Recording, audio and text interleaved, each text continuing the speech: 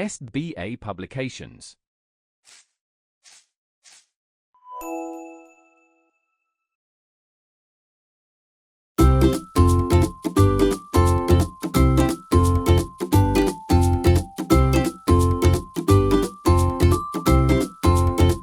नमस्कार प्यारे बच्चों, कैसे हैं आप सब।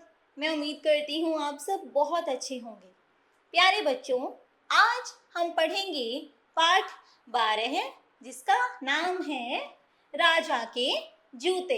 तो चलिए आज की कक्षा प्रारंभ करते हैं। प्यारे बच्चों, बहुत समय पहले की बात है, एक था राजा और एक था उसका मंत्री। राजा का नाम था अमीर चंद और मंत्री का नाम गरीब चंद। प्यारे बच्चों, एक समय की बात है, एक राजा था और एक उसका मंत्री था। राजा का नाम था अमीर चंद और उसके मंत्री का नाम क्या था? गरीब चंद। एक दिन अमीर चंद ने गरीब चंद से कहा, सुनो मंत्री जी, कल हम राज्य में घूमने निकले तो हमारे पैरों में धूल लग गई। धूल की इतनी मजाल कि वह हमारे पैरों में लगी। तुम लोग मुफ्त का खाते हो, इस धूल का कुछ करो, नहीं तो तुम्हारी खैर नहीं। यह ऐसा मंत्री को कहता है। राजा की बात सुनकर गरीब चंद घबरा गया और थर थर कांपने लगा। वह हाथ जोड़कर बोला, महाराज, आप हमारे अन्नदाता हैं। अगर आपके चरणों पर धूल नहीं लगेगी तो हम लोगों को आपकी चरण धूली कैसे मिलेगी।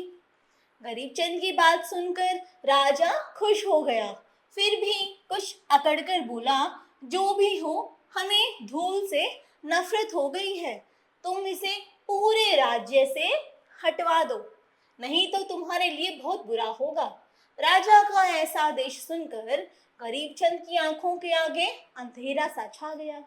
अब उसने देश विदेश के सभी विद्वानों से धूल हटाने का उपाय पूछा, लेकिन कोई भी उसे सही उपाय नहीं बता पाया। लाचार गरीब चंद ने राजा को खुश करने के लिए एक अनोखा उपाय सोचा। उसने कई लाख झाड़ू खरीदे और उन्हें राज्य की सारी प्रजा में बंटवा दिए। राजा के आदेश का पालन करने के उद्देश्य से राज्य के सभी लोग गलियों मोहल्लों में झाड़ू लगाने लग गए। इससे इतनी धूल उड़ी कि सूर्य का प्रकाश भी मंद पड़ गया, यानी कि उस धूल से सूर्य का प्रकाश भी फीका पड़ गया, क्योंकि सब जगह धूल ही धूल हो गई और राजा खांसते खांसते बहुत परेशान हो गया। राजा ने गरीब चंद को बुलाया और कहा, मंत्री जी, तुम्हारी व्यवस्था तो बहुत ही बेकार है। धूल हटाने के चक्कर में चारों ओर धूल ही धूल कर दी। अगर 2 दिनों में धूल नहीं हटी तो तुम्हें जेल की हवा खानी पड़ेगी।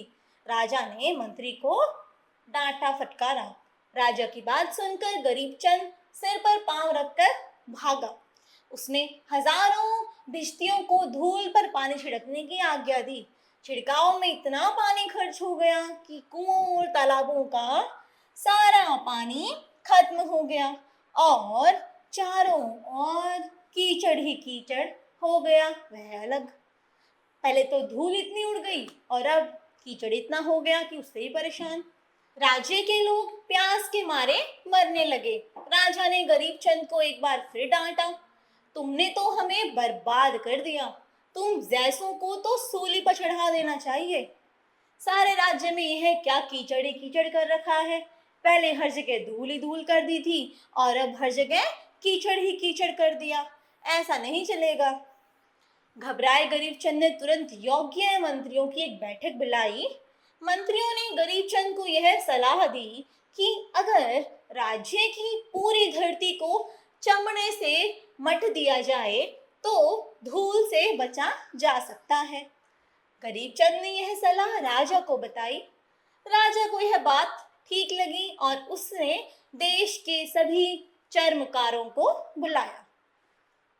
चर्मकारों को जब पता चला कि उन्हें सारे राज्य की धरती को मढ़ना है तो वे बुरी तरह घबरा गए और राजा से बोले, महाराज, न तो हमारे पास इतना चमड़ा है और न ही इतनी शक्ति कि हम पूरे राज्य की धरती को मढ़ सकें।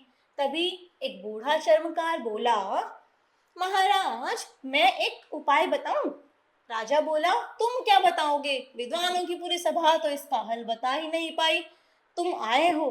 बूढ़ा चर्मकार बोला, आप आज्ञा तो कीजिए, मैं बोलूं तो सही कुछ।